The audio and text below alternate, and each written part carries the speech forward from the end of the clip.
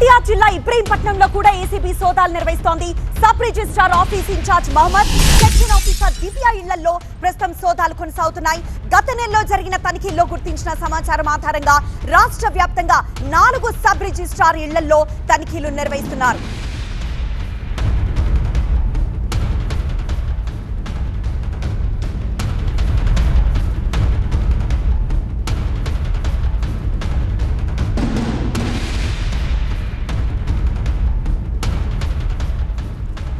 ACB దాడులపై మరింత సమాచారం మా ప్రతినిధి వసంత్ అడిగి తెలుసుకుందాం. వసంత్, అనంతపూర్, ఇప్పుడు ఎన్టీఆర్ జిల్లా, ఇలా ఇంకా 4 ప్రాంతాల్లో సోదాలు నిర్వహించే అవకాశం కనిపిస్తోందని చెప్తున్నారు.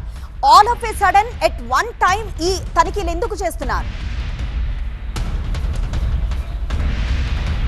సో నవంబర్ 5-6 తేదీల్లో ఏసీబీ అధికారులు సబ్ రిజిస్ట్రార్ కార్యాలయాలపైన సోదాలు నిర్వహించారు. ఈ సోదాలు నిర్వహించినటువంటి క్రమంలో ఎక్కడెక్కడైతే అక్రమాలు జరిగాయని గుర్తించారో ఆ ఏసీబీ అధికారులు ప్రస్తుతం వారందరికీ కూడా నోటీసులు జారీ చేశారు. అయినప్పటికీ కూడా కొంతమంది సబ్ రిజిస్ట్రార్ తీరులో ఎటువంటి మార్పు రాలేదు. పైగా అక్కడ సోదాలు జరిగిన తర్వాత వారం రోజుల పాటు, అంటే సోదాలకు ముందు 10 రోజుల పాటు, సోదాల తర్వాత వారం 10 రోజుల పాటు జరిగినటువంటి రిజిస్ట్రేషన్కి సంబంధించినటువంటి అన్ని డాక్యుమెంట్లు కూడా తెప్పించి వెరిఫై చేశారు. ఆయా రిజిస్ట్రేషన్లకు సంబంధించినటువంటి ఎవరైతే యజమానులు ఉన్నారో వారందరూ కూడా పిలిచి విచారించి వారి స్టేట్మెంట్స్ రికార్డ్ చేశారు. ఏ సబ్ రిజిస్ట్రార్ కార్యాలయాల్లో ఎవరు మీడియేటర్లుగా వ్యవహరిస్తూ ఉన్నారు, డాక్యుమెంట్ రైటర్లు, ప్రైవేట్ వ్యక్తులు, వారి బంధువుల పేర్లతోటి అక్రమాస్తులు ఎలా కూడబెట్టారు, ఎవరెవరికి ఎంతెంత కమిషన్లు వసూలు చేస్తున్నారు, ఏ భూముల రిజిస్ట్రేషన్లకు సంబంధించి ఎంత వసూలు చేస్తున్నారనే దానికి సంబంధించి ఏసీబీ అధికారులు స్పష్టంగా కొన్ని ఆధారాలను సేకరించారు. అందులో భాగంగా 4 సబ్ రిజిస్ట్రార్లు తమ తీరు మార్చుకోకపోగా సోదాలు జరిగిన తర్వాత కూడా ఇంకా అక్రమాలకు పాల్పడుతున్నట్టు గుర్తించి 4 పైన కేసులు నమోదు చేశారు. అందులో ఒకటి విశాఖతో పాటు ఎన్టీఆర్ జిల్లా పరిధిలో ఉన్నటువంటి ఇబ్రహీంపట్నం, సత్యాయి జిల్లాకు సంబంధించినటువంటి చిలమత్తూరుకు సంబంధించిన సబ్ రిజిస్ట్రార్తో పాటు మరొక సబ్ రిజిస్ట్రార్ పైన కేసులు నమోదు చేశారు.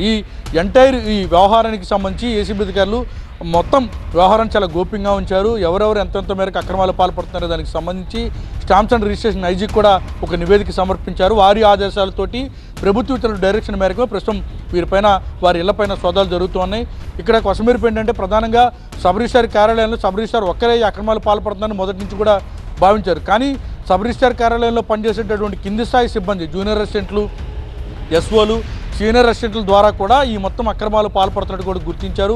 భూములకు సంబంధించి రిజిస్ట్రేషన్ ప్రక్రియ చేపట్టేటటువంటి క్రమంలో ఖచ్చితంగా కమిషన్లు ఇవ్వాల్సిన కూడా డిమాండ్ చేస్తున్నారు.